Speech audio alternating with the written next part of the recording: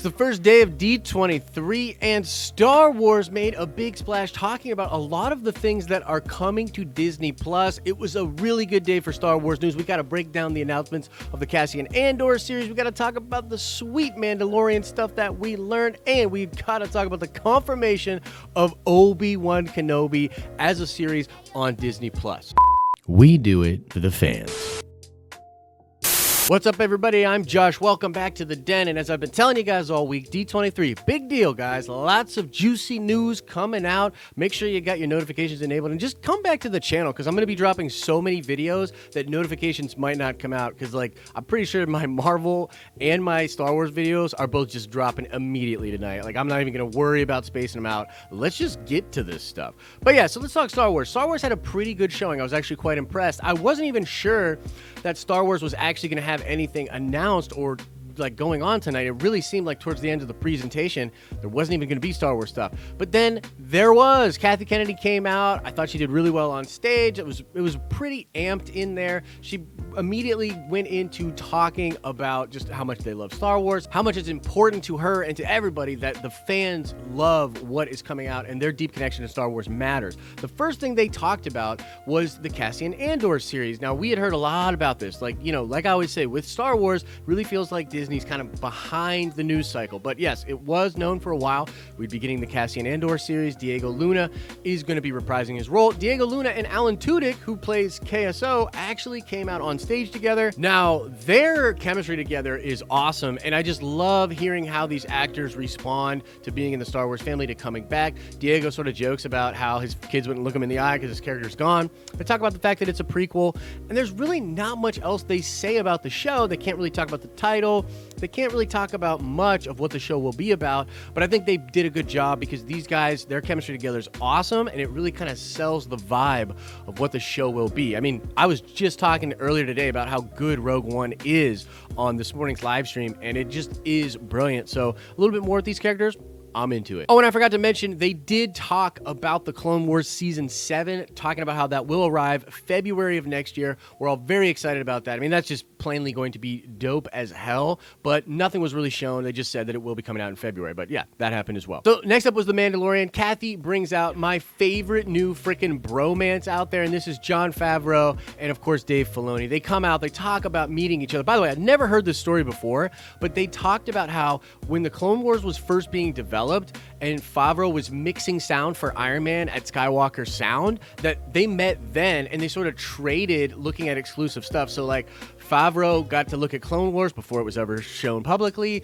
and Dave Filoni got to look at Iron Man 1 before anybody else. And that's just amazing. I mean, particularly for me, someone who, has this big nerdy channel, we talk about Star Wars and Marvel a lot. That's just so cool, man. That was awesome. But then those guys sort of talk about why this show is going to be so dope. And I thought Jon Favreau particularly did a great job explaining why everyone will like this show, how it's accessible if you've never seen Star Wars before, whether or not you like the original trilogies, the sequel trilogy, the prequels, the EU, or Clone Wars. It's statements like that that just show that this dude gets it. He gets at what Star Wars fandom is. He gets how it can be sort of segmented, and had subtle hints of him knowing that not everybody loves every part of Star Wars, which is of course totally true. But yeah, he totally sold everybody on that. They bring out the cast. The cast is of course really pumped. We've seen this before, but yeah, they're all very excited to be in the film. And then they show the trailer. Now, unfortunately, the illegal stream I was watching didn't actually show the trailer, but I heard it, and it was actually the same footage that was shown at Star Wars Celebration. It's a really cool trailer. I'm hoping it comes out online. It'll probably come out online really soon.